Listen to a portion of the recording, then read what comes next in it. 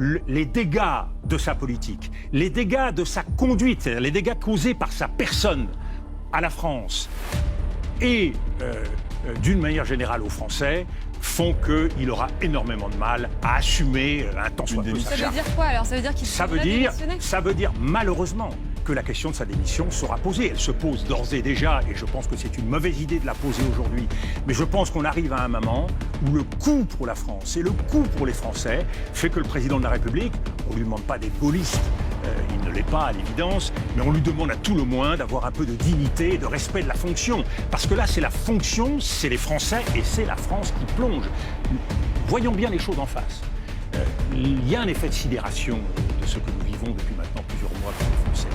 Il y a un effet aussi d'humiliation et de colère profonde. Nous voyons notre pays s'effacer de la carte internationale.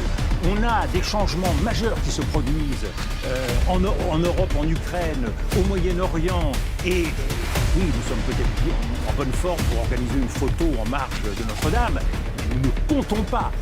C'est dire à quel point le président de la République, à un moment donné, va être obligé d'assumer ses pertes. Parce que là, ce que vous dites carrément, c'est que vous prédisez, si je comprends bien, une démission d'Emmanuel Macron à l'été prochain. Je dis que le calendrier fait que l'échéance de juin devient maintenant vitale pour le président de la République. Elle devient vitale pour plusieurs raisons, partisanes et politiques au sens noble du terme.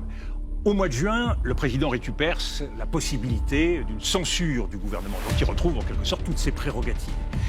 Qui dit prérogative, dit aussi les devoirs si le pays est bloqué. Donc si François Bayrou tombe dans cette période où n'est arrivé à rien, s'est enlisé, à un moment donné, il est comptable, le président, de cet échec. D'autant plus qu'il a fait semblant, là encore, d'être responsable de la nomination de François Bayrou, même si François Bayrou s'est en partie autonomé au terme d'un bras de fer. Donc dans cette équation, il assume la responsabilité de ce que fera ou ne fera pas, mais surtout de ce que ne fera pas François Bayrou. Deuxième élément de la date de juin, c'est que c'est à cette période que va avoir lieu le congrès du Parti socialiste.